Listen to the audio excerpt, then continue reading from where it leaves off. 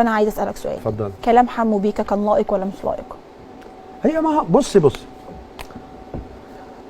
برضو مش هكون كداب معاكي. انا النهارده لما انت تجيبيه مصطفى كامل دلوقتي وتقولي لي غير جلدك، انت اديني وعد دلوقتي في البرنامج انك تغير جلدك، تمام؟ طب لغايه ما انا قاعد معاكي جلدي شكله ايه؟ جلدي هو هودعك بتاعت محمد فؤاد وعاتبك على ايه ولا ايه؟ والايام الحلوه ايهاب توفيق ورحله عمري مصطفى كامل وقشطه يابا وعم قول يا رب وانا والنعمه دي بحبها، هو ده جلدي. لكن احنا بنتكلم فيما هو بعد. انا ما اقدرش احاسبك على الماضي يا خلود، انا ما اقدرش احاسب حد على ماضيه، خلاص احنا قلنا بس وعد شرف بيني وما بينهم لما اغلقنا بتاني يوم، لما دخلنا الغرف المغلقه ما بيني وبين الشباب دول، قلت لهم كل ما هو قادم هيخضع للرقابه على المصنفات. يا استاذ احترموني مصطفى، عشان رد على سؤالي يا استاذ مصطفى. اللي هو مش فاهمه ده بعد قرار حضرتك بيوم. أيوة. انت نزلت وهو ايوه يا ستي ما تحيش. انت عايزه يعني حمو بيكا يروح يعمل سواح؟ يعني حمو بيكا خد الكارنيه النهارده، هيروح تاني يوم يعمل اغنيه سواح مثلا؟ كلمه لائقه ولا غير لائقه؟ استني بقى، قول لي، عايزه رد قاطع. لا غير لائقه طبعا، بس كده ده اللي انا عايزاه. الله. بس تعالي بس هقول لك على حاجه. اتفضل. نفس الامر ده مشابه لواحد من الفئه دي شعبه الهدايا الصوتي ده، دخل المؤتمر بتاعي مضى على الاقرار وبصم عليه، وكانت اول مره تدخل البصمه نقابه المياه الموسيقيه.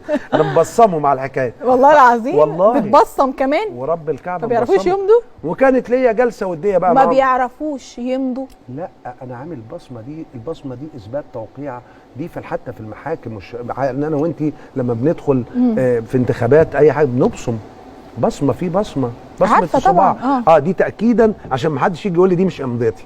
في ناس ممكن تقول ما بيعرفوش يقراوا ويكتبوا عشان كده انت بتبصمهم. كان كلامي ليهم ايه؟ تعالى القديم بتاعك هو قديمك، من فضلك حسن في اللي جاي. كل ما هو مسيء فيه حاول تستبعده، ده من فضلكم لراجل معتبركم ولاده واخواته الصغيرين وعايز يدفع منكم لحاجه كويسه وتكونوا جيل صالح للمجتمع. اهم حاجه ما تضرش ابني وبنتي. خدوا الوعد ده. اقول لك على كارثه؟ اتفضل. عشان تعرفي قد ايه انت ممكن ادبيا توصلي مع اي حد. قلت لهم اللي هشوفه بعد كده منزل على الفيديو ليركس بتاعه كلمه مهرجان هشطبه.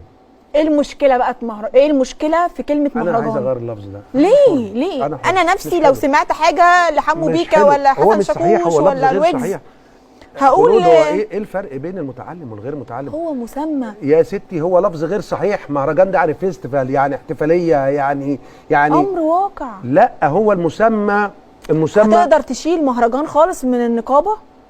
يعني ايه شلتها؟ اقدر ايه شلتها؟ انت شلتها على ورق. استني بس ما اشوفش حد فيكم نزل تاني على الفيديو ليركس كلمه مهرجان، تنزل اسم غنوه عادي. تمام؟ في الجديد ماليش دعوه بالقديم، زي ما قلت لك الماضي مش بتاعي. كل ما هو جديد من ساعه توقيع ما تنزلوش مهرجان. لما الاقي الولاد دي كلها عنبه وصاصه وبيكا يروحوا باعتين لي ان غيروا كل القديم بتاعهم كمان احتراما لمصطفى كامل وشالوا كلمه مهرجان وحطوا اسم الغنوه بس، لا ده نشكرهم على انهم شباب احترموا كبيرهم حتى في القديم بتاعهم. طب ما هم وعدوا الاستاذ هاني شاكر ان هم مش هيغنوا اغاني مبتذله وغنوا. ماليش دعوه، بتكلميني في نفسي.